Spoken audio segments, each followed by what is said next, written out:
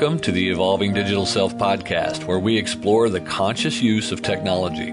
Listen in to hear thought leaders and other guests discuss the human relationship with technology and learning to thrive in the digital era. Hosted by the author of the international best-selling Digital Self-Mastery series and Being at Work, Dr. Heidi Forbes Öste. Welcome to the Evolving Digital Self podcast. I'm your host, Dr. Heidi Forbes Öste, and today we are honored to have our guest, Howard Rheingold, author, educator, futurist, and artist, joining us. Howard's most recent books are NetSmart, How to Thrive Online, and Mind Amplifier, and a dozen other books. He popularized the term virtual community, taught at Stanford for 10 years and Cal Berkeley for 4. He's a distinguished fellow at Institute for the Future, and his 2005 TED Talk on Way New Collaboration has had nearly 1 million views. He's now a full-time artist and quite a wonderful individual. I look forward to sharing him with you. Welcome to the Evolving Digital Self podcast. What an incredible journey. I mean, it seems that you've been through so many different changes and evolutions in watching technology change, and now that's magnified, if anything. Has that changed your relationship with technology during the course of that, or has it always been a smooth ride for you? Well, I've always considered myself a writer. I've never really been an academic. They allowed me to teach at Berkeley and Stanford because I was the first person to really write about what are now called social media in the 1980s. So when I started out as a writer, I had the tools that every writer had. I had a typewriter, I had a telephone, and I had a library card. And if I wanted to do research, I picked up the phone and tried to get people to talk to me. Or I got on the Muni and I went to the library and I looked around the library. The idea that I might be able to connect my computer and my telephone to some kind of database intrigued me a long time ago. There was something called the New York Times Information Bank that had a very slow modem. A modem, some people might remember, is a device that connects your telephone to your computer at very slow speeds, and you're not always connected. You have to make a connection. They had I think 110 bits per second, which is extremely slow. I mean, now we're getting billions of bits per second. And you could search the New York Times Information Bank, which was just really a kind of a card catalog to their articles. And that fired up my imagination. So when, back to my story about Xerox PARC, I taught myself into a job there, ideal job for someone interested in technology, and I very quickly understood that these are not just typewriters. They are, as I've been calling them since then, mind amplifiers. And that led me to a person by the name of Doug Engelbart that many people still haven't heard of, but he and his team invented most of what we use today. The mouse, hypertext, windows on a screen, using word processing, using a computer to manipulate text, putting video and text together on screens. I could go on. I met Engelbart, and it was really, I think, a life-changing experience to meet this man who wasn't in it for the money. He wasn't in it because he was an academic scientist. He wanted to improve human ability to solve problems because he saw we were creating a lot of problems for ourselves, and the problems were very complicated. And at that time, in the early 1980s, there was a lot of publicity about these new personal computers and Steve Jobs and Bill Gates. And I saw a much larger story involving names that people weren't aware of, like Doug Engelbart, but also Alan Kay at Xerox PARC and Bob Taylor, and going back further, John von Neumann and Alan Turing, Ada Lovelace, Charles Babbage. The whole idea that intellectual achievements are built on intellectual achievements really underlies computer technology. After teaching undergraduates and graduates for 10 years, I realized that people, probably forever, but particularly these days, have very little sense of history. They don't really understand the way visionaries and institutions built on each other. So I wrote a book called Tools for Thought that was published in 1985. And in the process of writing Tools for Thought, I got a modem and I started exploring the world online. And it wasn't just access to information, it was access to other people. And as a writer, I'm alone at home all day. So that was really a godsend to me. I didn't, a lot of writers in places like New York go out to a bar. But, I didn't want to do that.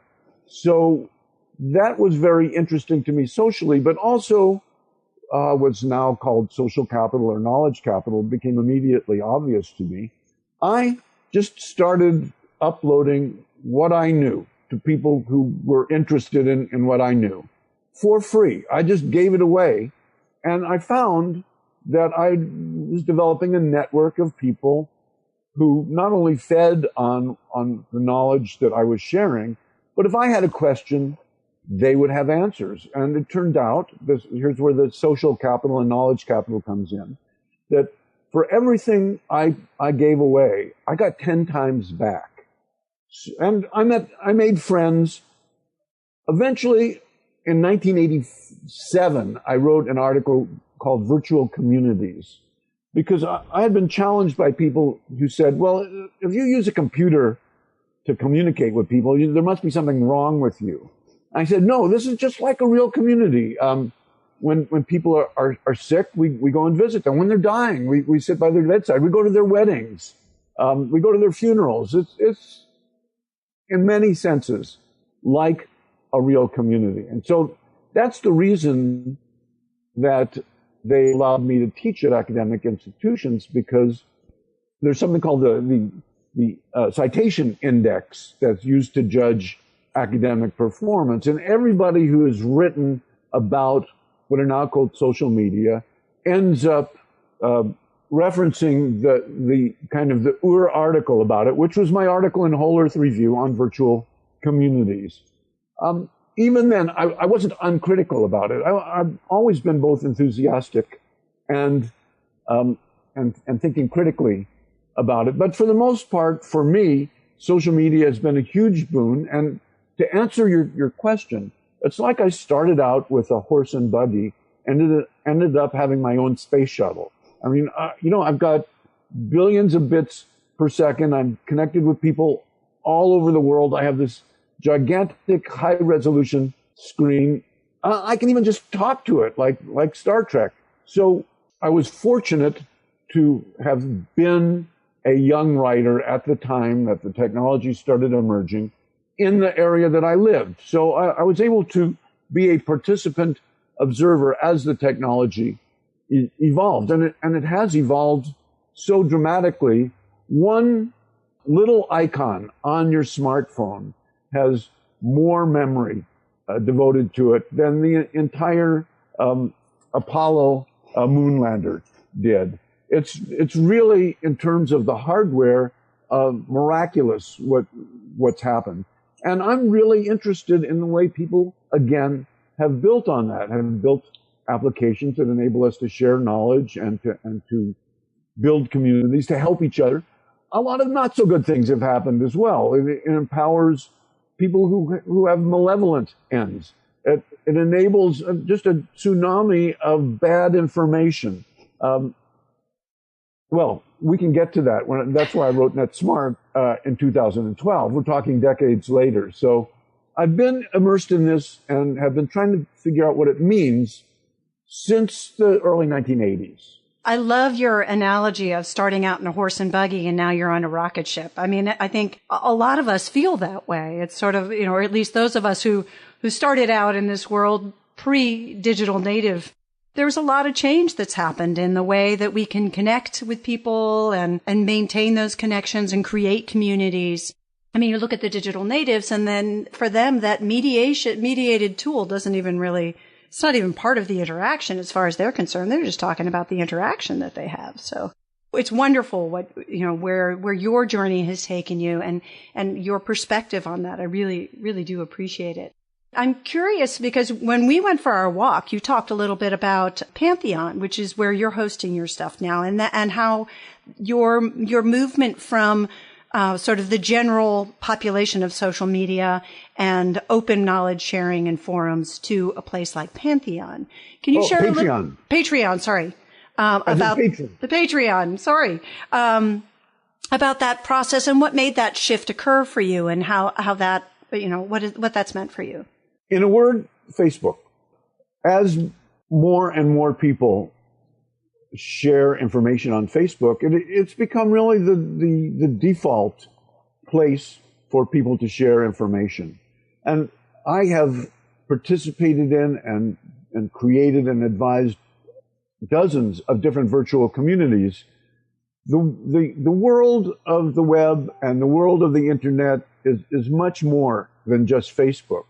But for so much of the world, they don't know that. They think Facebook is the internet. Facebook is the web. Facebook is where you share information. And, I accept that as the price of reaching the people I want to reach. But of course, recently we've seen a lot of problems coming out of Facebook. The manipulation of the U.S. election, the rise of hate groups, not only misinformation, but weaponized artificial intelligence propaganda that micro-targets people automatically. I became less comfortable sharing my information with people for free, but enriching Facebook in the process. Mm-hmm. And I recently retired, so I no longer write books. I no longer teach college students. I very rarely go out and give keynote speeches. I'm an artist now. And part of the problem with the web is the attention-based advertising business model. That, recently people such as Tristan Harris have written about the way engineers are using what psychologists know about addictive behavior to build attention-attracting, attention-distracting, and attention-sucking behavior into the apps they build, because selling people's attention to advertisers is how money is made online. Patreon came along. Actually, a friend of mine, who was a friend of my daughter's, started it because he was a very, very talented artist, musician, and video artist. And he found that he had millions of views on YouTube and was making hundreds of dollars. And he came up with this idea of, well, why don't we enable people to easily pay each other for culture? Well, this goes down a whole other rabbit hole. I taught, as part of teaching the sociology of cyberspace, sociologists have long held, it's called the logic of collective action, that large groups of people who are not financially incented and who are not related to each other will not create public goods. They won't cooperate, they won't share, they won't give away. It turned out that if you lower barriers, if you make it very easy for people to share and for people to pay each other, then they will. So Patreon is a platform that enables creators. You could be an artist like myself, you could be a musician, you could be a video creator, you could be a podcaster, to put yourself up, your material up there. Some of it you can make public, free to anybody, and I continue to make more than half of my material public. And part of it you can make available to patrons.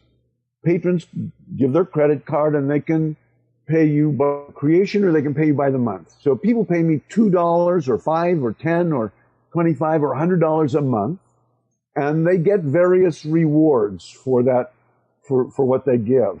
And I can interact with them. So I have an opportunity to talk directly with my patrons. And I'm very interested in that as an alternative business model for paying for culture. Because you see, there's been a problem for a long time of people paying for culture. I was the editor of the Whole Earth Review for 4 years in the 1990s.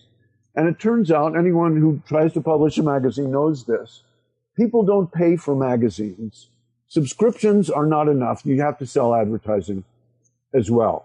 So if we can somehow find an alternative to the advertising and attention business model, then I think that could free up the web. And also, it's exciting for me. Certainly, the amount of money is not significant compared to what I make as a writer or a speaker. But it's really thrilling to see that people believe in me and communicate with me directly. So that's Patreon, patreon.com/Howard Rheingold, one word.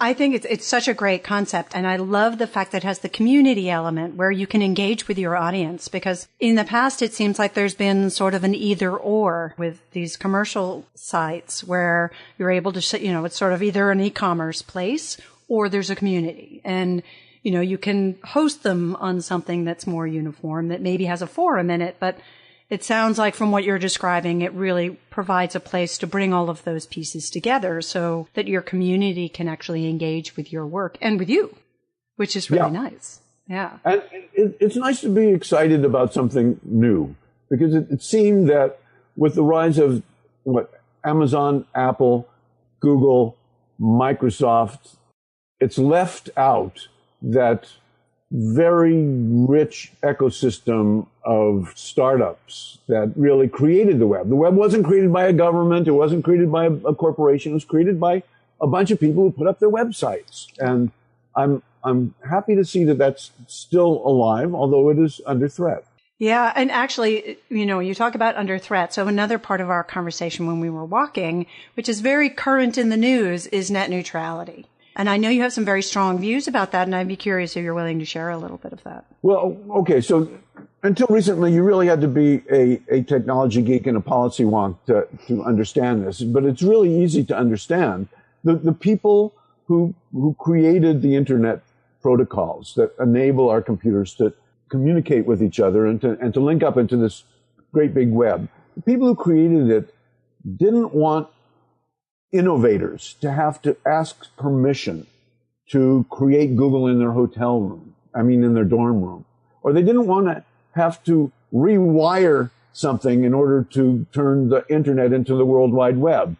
They wanted anybody with their computer connected to the internet to be able to create something. And they didn't want the big companies that move the bits around to discriminate between the startup in the dorm room and the multinational corporation. So, for example, if you are a Comcast or an AT&T, you not only move a lot of the information around that enables the web to exist, but maybe you own companies that sell content. You sell movies. Wouldn't it be nice if you were that company to say, well, you can get our movies at high speed, but if you want this guy on YouTube that we've never heard of, it's going to be really slow unless that guy on YouTube pays a huge amount of money that he or she can't afford. So that's net neutrality. The companies that carry the bits aren't supposed to discriminate among those bits. They're all seen to be equal. And there's been some obfuscation about that recently, that the people who were paid a lot of money by lobbyists to change this rule have said that this was an Obama-era rule and the internet existed in an unregulated form for a long time. This is completely untrue. It is a lie. The internet was created to be neutral. So now the FCC has overruled net neutrality, and we will see companies like Comcast and AT&T beginning to act in their self-interest. And it may be difficult to impossible to be tomorrow's YouTube or tomorrow's Google. So the battle isn't over. It's moved to the legislative realm. But I think it's important for everybody who enjoys online media to understand that what's happened has really been a seizure of it's killing the goose that laid the golden egg. Well, and that's so frustrating because there are so many bits of great content that are really on the end of the long tail that really are, those smaller producers that are creating great content, products, services, whatever, that you won't be able to reach that's in that same way if they don't have the same access. So we hope we can turn something like that around, or back around, I should say, to where it was intended. This episode is being brought to you by Zero to Launch in 14 Days, the premier podcast training course for anyone wanting to get their message out to the world in a bigger way. Podcasting is growing by leaps and bounds, and for a good reason. It's the one medium left to the individual, the independent, and the soloist. You don't need a big team, or any team at all for that matter, and you can jump right in there next to NPR, Tony Robbins, and every other well-known name to be included in the mix. This easy-to-podcast course was created by my mentor, Michael Neely, and the fact that you're listening to me right now is proof he knows what he's doing. Go to www.michaelneely.com or click on the link in my show notes to sign up for a podcast launch breakthrough session so you can learn how to get your own show up and running with minimal investment and maximal ease. In this personal breakthrough session with Michael, he'll answer your questions and give you direction on proven techniques for creating, growing, and monetizing a successful podcast. Don't wait any longer. Sign up for your free call today and see how the Zero to Launch in 14 Days program can help you get your message heard. So a little bit of a swing here, because I know, one of my favorite things about our visit was actually checking out your art. And I love your art. And this is the part where those of you that are listening, I wish you could see what was behind Howard, because his stuff is so cool. And I don't know if there's any way that you could describe it for our listeners so that they can understand what you work with, that it really integrates just sort of this beautiful sense of energy, depth, and technology and art and creativity in a fascinating way that I really love. What brought you there? Well, okay, I need to frame this with a little story. Sure. Which that when I was a kid, when I was in school in the early grades, first grade, second grade, I objected to being told I had to sit in this cramped desk all day long. And I already knew what they were trying to teach me, so I was a troublemaker. And in my school, they sent the troublemakers to the art room. And fortunately, the art teacher was my mom, Mrs. Rheingold. And Mrs. Rheingold's art philosophy was that we are all artists, all humans need and want to express ourselves creatively. But most people get shut down when we're very young. Someone says, oh, you can't draw a horse that looks like a horse. Don't try to be an artist. So she taught permission rather than technique.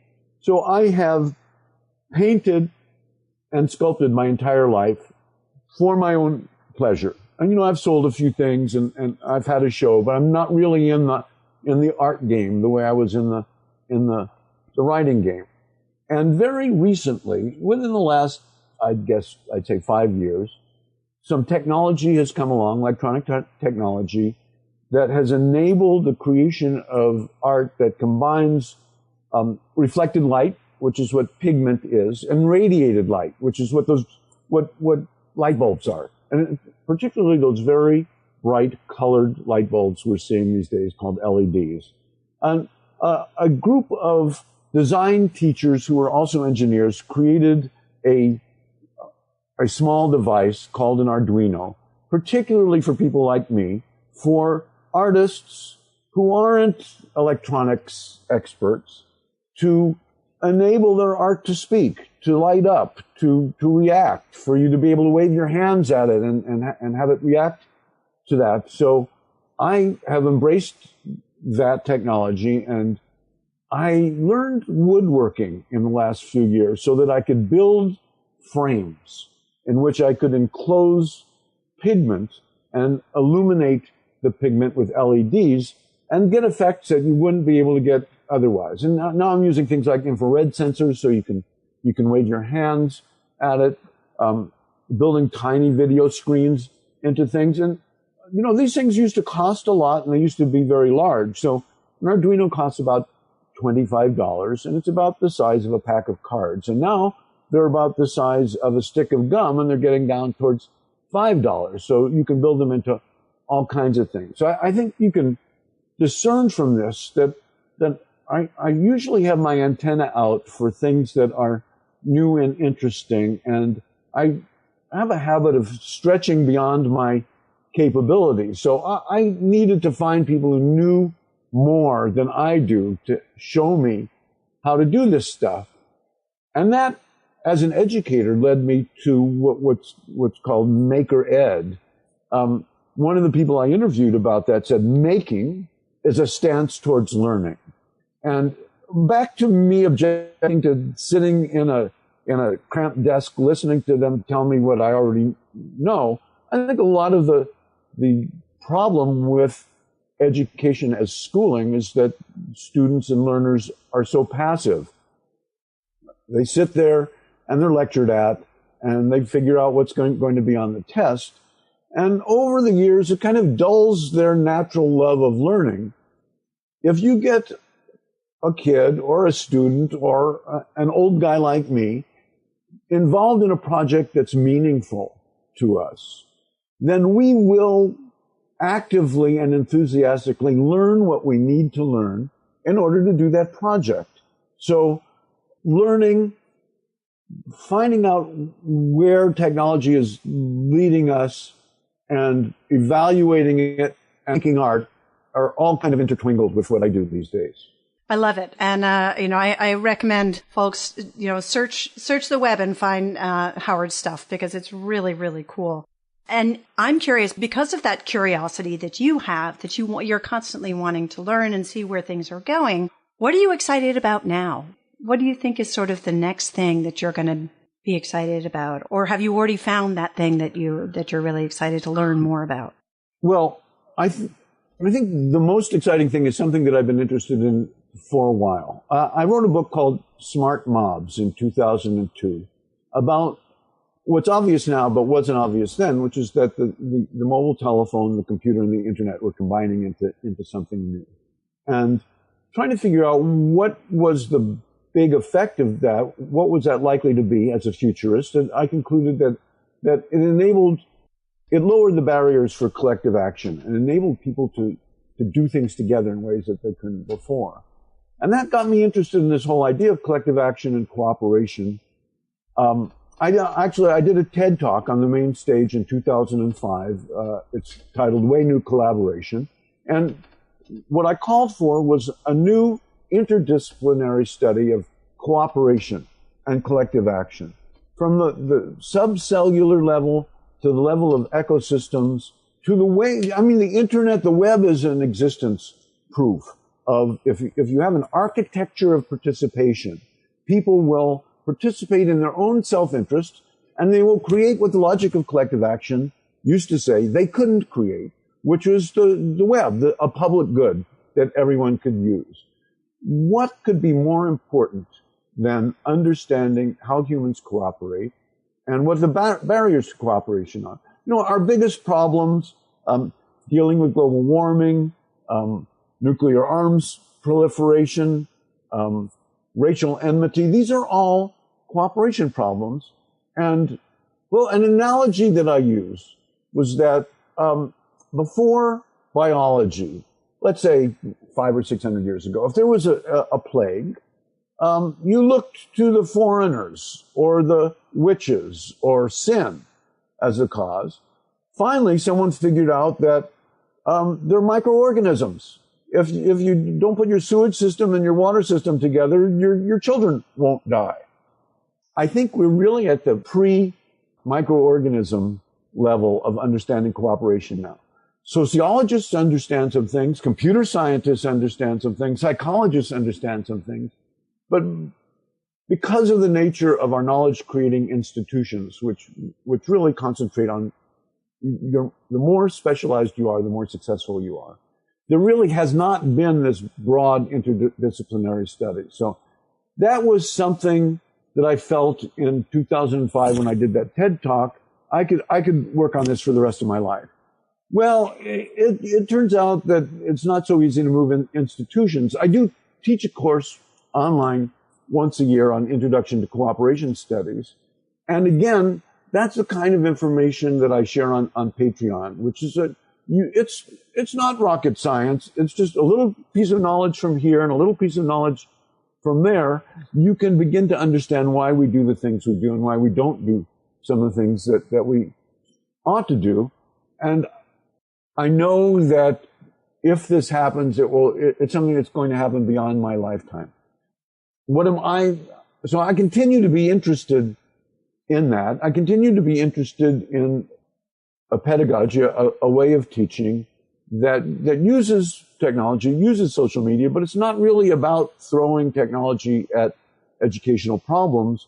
It's, again, about rekindling that natural excitement that humans have for learning through making things, through student agency, learner agency. They're so disempowered. The best they can do is try to figure out what's on the test. I say, let's have the students create the tests. Let's have the learners grade themselves. You know, when you get out into the work world, you are expected to be able to evaluate yourselves. You're expected to be able to evaluate your peers. You learn nothing of that in school. In fact, if you collaborate, you're cheating. And you're wholly dependent on the teacher's evaluation of you. So I continue to be interested in that. I've done more than 100 video interviews and written blog posts with innovators in digital media and learning. There's a lot of this material on my website, Rheingold.com. I mean, literally hundreds of articles that I've written about that. So I continue to be interested in that, although I'm no longer actively teaching. I'm not really actively writing about it, but there's an exciting world out there of people who are experimenting with giving learning power back to the learners. And technology can be a big help. You know what? You don't really need social media. You could do it with Post-it notes. You can do it with 3x5 cards. It's just that the media are where learners live these days, and it enables learning to take place not just in the classroom, but throughout your life. Yeah, I think there's something that's quite powerful about that, though. It's just that connection, that the opportunity to connect with other people that are innovating, cross-disciplinary, and just to really understand, you know, where the conversation is happening, so that you can connect to people and really learn and create new things beyond what one individual is capable of. So that collaboration and cross-breeding essentially can create something even more powerful. And in terms of, so, you know, a lot of our audience is actually entrepreneurs or business owners. And I think in the past, there was a lot of sort of fear of sharing what you're developing. It's like, I got to hold on to it because it's my innovation. It's my new thing. And I think what we're learning is that if we don't put it out there, we don't have the opportunity to really make it the best thing that it can be, because sometimes you need that external input and innovation. So you touched on it a little bit, but on the innovation space and sort of, you know, creating things that are better for the greater good or whatever, do you have any ideas around technology and innovation? I did talk about how innovations build on previous innovations. And this idea that I've got this idea and I have to guard it because it's the key to my success is really naive. It's ideas are easy. Execution is difficult. And you need a network to not only execute, but to understand who the competition is and who your customers are and what is happening out there. In the world of educators and students, I teach personal learning networks.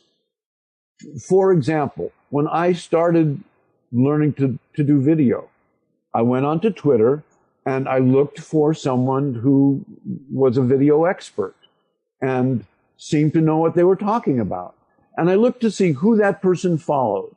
And I made a list of video experts on Twitter. There's an app called paper.li that enables you to take a list on Twitter, and every day it will compile a little news briefing based on what the people on that list have put out. You know, the President of the United States gets this intelligence briefing every morning from the intelligence community. Now anybody can create multiple such networks. That's the first step, is identifying a network. The second step is amplify that network, retweet something that someone else has tweeted, or do an @reply to them, answering a question if they have it. If you feed your network will feed you. And eventually you begin to communicate with these people and you get to know each other. Educators call it personal learning networks, but I think entrepreneurs have to have it as well. You know, it's a bit of an informational skill. I mean, I just explained most of it to you, but it's also being open to understanding that innovation happens in networks these days. Yeah, no, I think absolutely the networks are so key. And I mean, they happened before. It's just that now we have access to a far greater network, and it doesn't take that personal introduction just to share knowledge. So I think it's pretty exciting. We just need to take advantage of the tools that are available to us. This has been so wonderful. I swear I could talk to you for hours, because I think that, you know, there's just so many wonderful gems in there, but I know we have a limited amount of time. So I want to make sure that we can have some kind of closure here, and an interesting piece of that is sort of, what are your favorite technologies to use today that really help you augment who you are and your ability to be your best? Well, you know, I think people overlook the way search has really changed the way we think. It's an extension of your brain. You really need to know how to do it. You know, one of the little projects I did, I talked about the Arduino. There's another one called a Raspberry Pi. A Raspberry Pi is actually a complete computer for about $25. And I made my own Google Home with it. And, you know, with something like that, let's see if I can get it to work right now. I've got it at my desktop here. Who is Howard Rheingold? According to Wikipedia, Howard Rheingold is a critic, writer, and teacher. His specialties are on the cultural, social, and political implications of modern communication media, such as the internet, mobile telephony, and virtual communities. So, you know what? I can press a button and ask a question and get an answer. Isn't that miraculous? I think that's extremely important. And then it's just everything that everybody else knows is available out there. We live in an age where you can ask any question at any time, anywhere, and get a million answers. Of course, the problem is that it's up to you, the person who asks a question, to determine which is the accurate answer and which is the inaccurate answer and which is the deliberate misinformation. So that brings me to really the last book that I wrote was in response to, since the 1980s, I wrote about personal computers in the 1980s. I wrote about what's now called social media in the 1990s. I wrote about mobile media in the 2000s. Critics and academics have asked me, well, is this stuff any good for us? And my answer in 2012 was, it depends on what we know and how many people have sufficient knowledge. It's a matter of literacy. You need to know what Hemingway called crap detection to make use of that miraculous ability to search for information. And now, of course, with this weaponized lying online, the strength of our democracies may be at stake. So I thought about, what are the essential literacies that I would like people to know that would enable the person who knows them to succeed, and that would enrich the commons if more people know them. So it starts with attention. Attention is really the foundation of thought and communication. And I think everybody knows that attention is challenged these days by these distracting screens. You see people walking down the street, bumping into each other, and texting while they're driving. You know, it's not that we are wholly incapable of controlling our attention. It's not taught. So how do you learn to control your attention? You know what? Again, it's not rocket science, and people can learn it. The second literacy was crap detection, because again, we live in the world of superabundant information, much of it bad information. We're from bad medical information that could kill you to bad political information that could take your freedom away.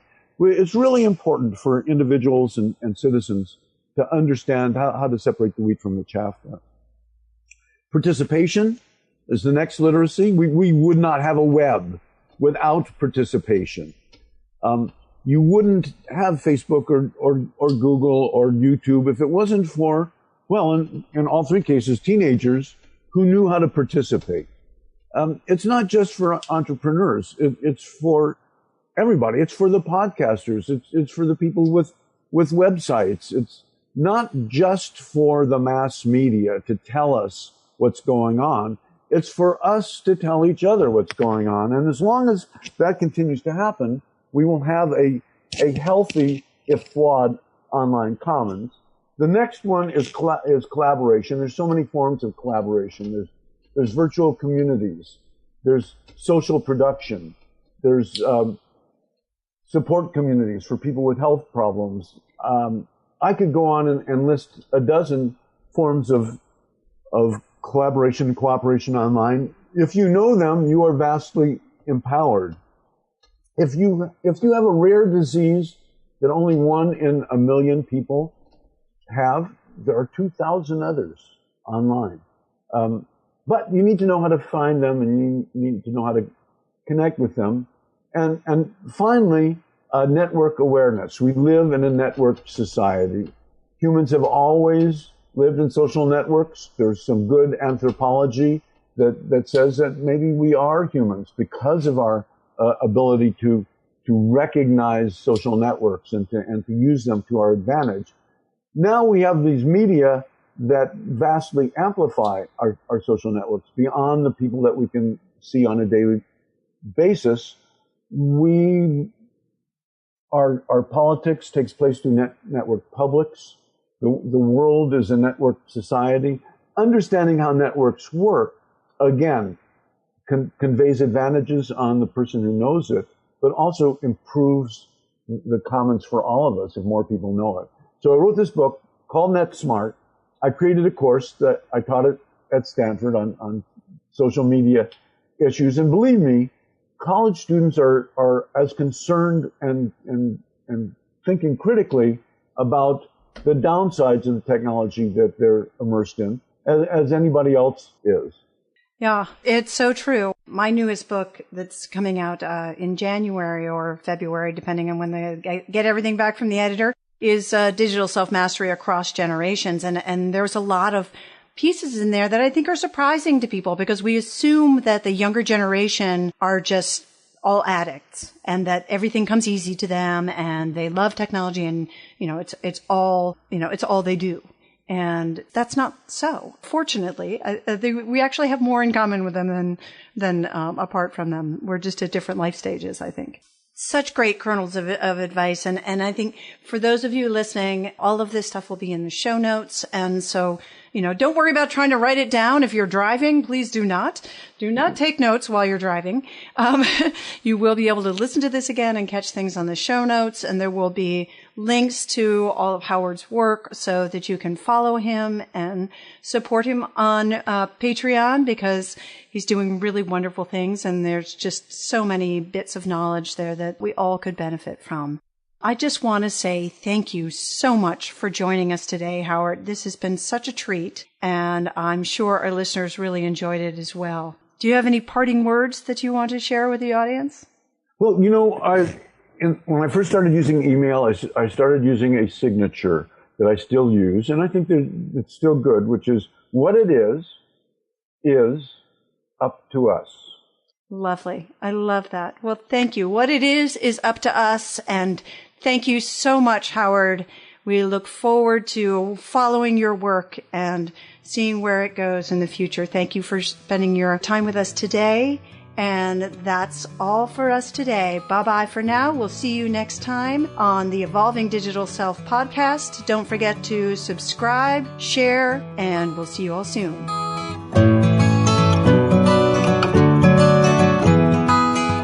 Thank you for joining us for the Evolving Digital Self. Be sure to subscribe on your favorite podcast app now so that you don't miss a single episode. While you're at it, please give us a rating and a review and join the digital self-mastery movement to create more conscious use of technology by sharing it and telling your friends. Want to see where you fit on the digital self spectrum and how it might be impacting your business and relationships? Get your free copy of Digital Self-Mastery today by clicking on the link in the show notes.